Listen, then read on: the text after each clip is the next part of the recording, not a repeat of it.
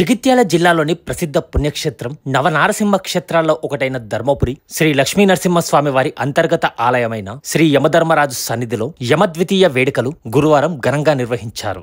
భారతావనిలోనే అరుదుగా అపురూపంగా ధర్మపురి క్షేత్రంలోనే వెలిసిన శ్రీ యమధర్మరాజును దర్శిస్తే యమపురి ఉండబోదని ప్రతీతి కాగా, పుణ్యాత్ములను దర్శించినచో పుణ్యము, పాపాత్ములను చూచినచో పాపమే లభించునని, నిత్యం పాపులను దర్శించుట వలన మనశ్శాంతి కలగడం లేదని భావించిన యమధర్మరాజు మనశ్శాంతిని పొందుటకై పుణ్యక్షేత్రాలు తిరుగుతూ ధర్మపురి క్షేత్రంలో గోదావరి నది స్నానం ఆచరించగా యమధర్మరాజుకు మనశ్శాంతి కలిగి పాపాత్ముల దర్శన దోషాలు తొలగాయని బ్రహ్మాండం స్కంద పురాణం ద్వారా తెలుస్తుండగా, ప్రతి ఏడు వలె నృసింహుని దేవస్థానం ఆధ్వర్యంలో యమద్వితీయ పర్వదినాన్ని పురస్కరించుకుని అర్చకులు స్వామివారికి రుద్రాభిషేకం, మన్యసూక్తం, ఆయుష సూక్తంతో అభిషేకం, ఆయుష హోమం, హారతి, మంత్రపుష్పం కార్యక్రమాలు అత్యంత వైభవంగా నిర్వహించారు. ఈ కార్యక్రమంలో దేవస్థానం కార్యనిర్వహణాధికారి సంకటాల శ్రీనివాస్, దేవస్థానం ధర్మకర్తల మండలి అధ్యక్షులు జక్కు రవీందర్, సభ్యులు ఏదలాపురం మహేందర్, బొల్లారపు పోచయ్య, స్తంభంకాడి గణేష్, గుడ్ల రవీందర్, రాపర్తి సాయి కిరణ్, వేద పండితులు Bojja Ramesh Sharma, Palepu Praveen Kumar Sharma, superintendent Kiran Kumar, senior assistant Alavala Srinivas, అర్చకులు నేరల సంతోష్ కుమార్, వద్దిపర్తి కళ్యాణ్ కుమార్, బొజ్జ సంతోష్ కుమార్, బొజ్జ సంపత్ కుమార్, బొజ్జ రాజగోపాల్, సిబ్బంది, భక్తులు పాల్గొన్నారు.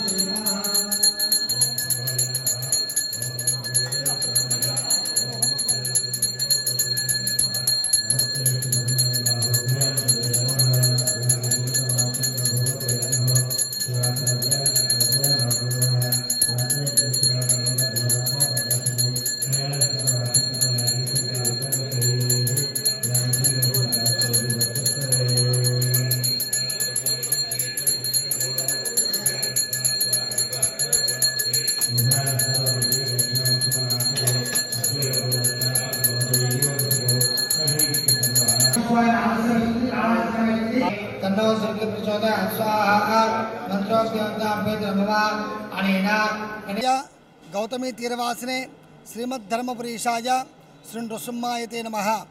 उग्रं वीरं महाविष्णुं ज्वलन्तं सर्वतोमुखं नृसिंहं भीषणं भद्रं मृत्योर्मृत्युर्नमाम्यहं।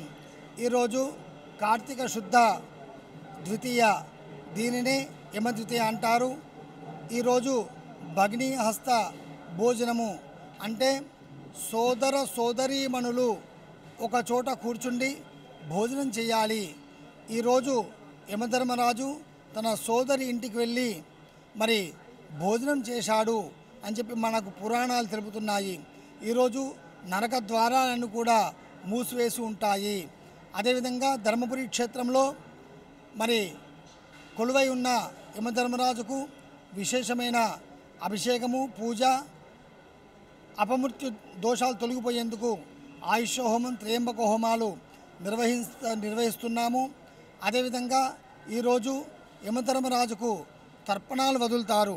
ఆ తర్పణాలు ఏమిటంటే, ఈ తర్పణాలు వదిలితే నరకలోకంలో ఉండేటువంటి పితృదేవతలందరూ కూడా తరిస్తారు. నరక బాధలన్నీ కూడా తొలగిపోతాయి.